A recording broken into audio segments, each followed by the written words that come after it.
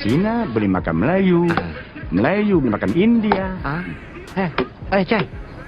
Sini mana ada orang makan orang? Bukan ini macam Cina suka makan Melayu nasi lemak. Kalau Melayu, maknya suka makan yong tofu. Lagi semua orang suka roti canai.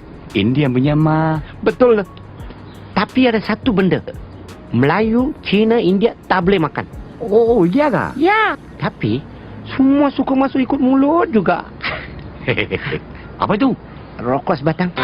Apa ini? Pergi dah. Negara Malaysia merupakan negara yang majmuk dan mempunyai pelbagai etnik. Antara etnik utama di negara ini ialah Melayu, India dan Cina. Contoh-contoh makanan etnik utama di Malaysia ialah nasi lemak dan rendang, capati, biryani dan kuih peneram, serta soto dan char kway teow.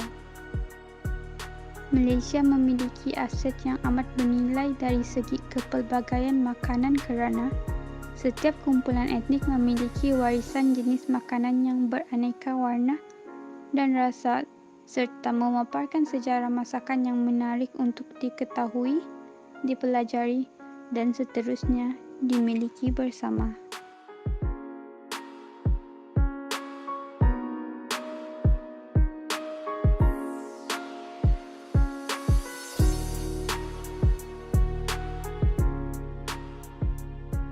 Kuih peneram merupakan kuih masyarakat India Selatan dan menjadi sangat popular dalam kalangan masyarakat Malaysia. Dalam bahasa Tamil, kuih peneram disebut sebagai adirasam. Kuih ini juga merupakan salah satu makanan yang wajib ada disediakan bersama kuih muih tradisi yang lain. Ia juga merupakan makanan tradisi yang wujud sejak abad ke-16 di Tamil Nadu. Kuih ini terus diminati oleh masyarakat Melayu sejak zaman penduduk Chola lagi. Kuih ini juga disukai oleh semua kaum kerana keenakannya dan sering disajikan semasa majlis-majlis utama seperti majlis keagamaan, perkahwinan dan perayaan.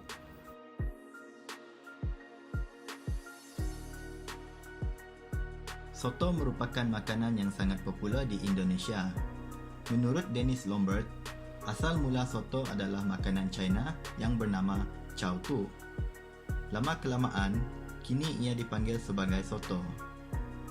Soto yang bersih sekarang ialah versi orang Cina yang menetap di Semarang, Indonesia. Soto juga mendapat pengaruh dari budaya India di mana supnya dicampur dengan kunyit dan rempah agar supnya lebih pekat.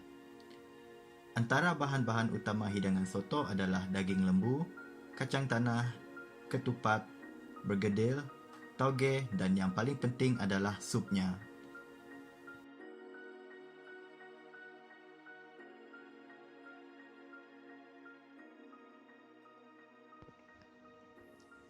Rendang merupakan makanan tradisi masyarakat Minangkabau yang berasal dari Indonesia.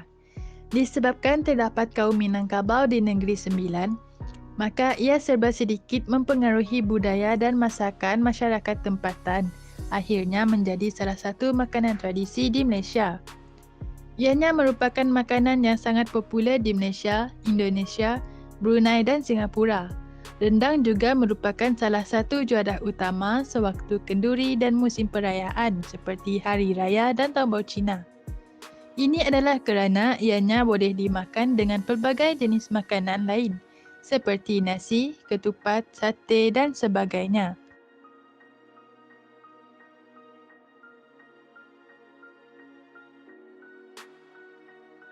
Nasi biryani merupakan makanan dari etnik India.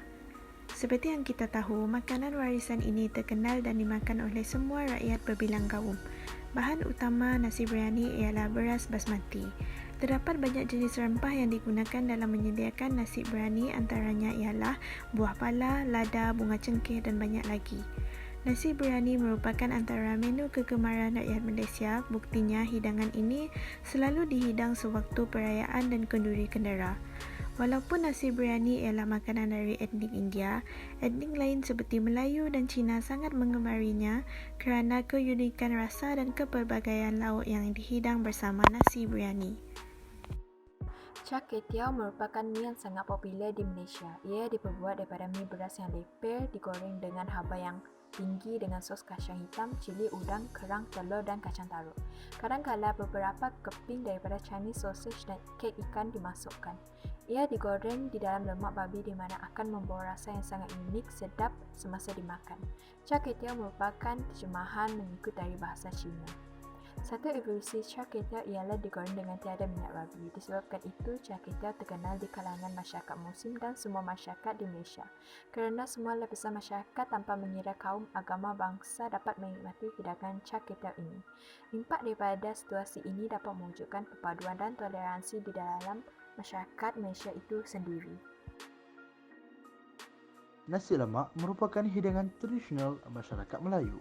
Bahan-bahan utama nasi lemak ialah nasi, santan, sambal, ikan bilis, telur rebus, kacang dan beberapa bahan lain mengikut variasi.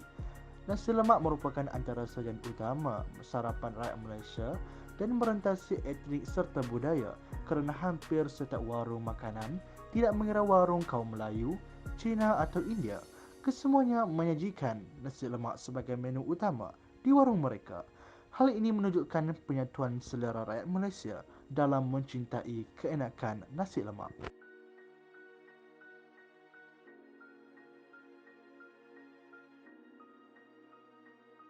Laksa Sarawak merupakan salah satu variasi daripada laksa yang terdapat di sekitar Malaysia. Laksa ini biasa dijumpai di negeri Sarawak dan dinikmati oleh pelbagai kaum di negeri Sarawak dan masyarakat lain yang datang dari negeri yang berbeza. Makanan ini mudah dijumpai di mana-mana restoran di Sarawak yang terdiri daripada pelbagai kaum seperti kaum Melayu dan kaum Cina. Walaupun masyarakat di Sarawak mempunyai berbeza agama dan adat, laksa Sarawak merupakan makanan mesra kaum.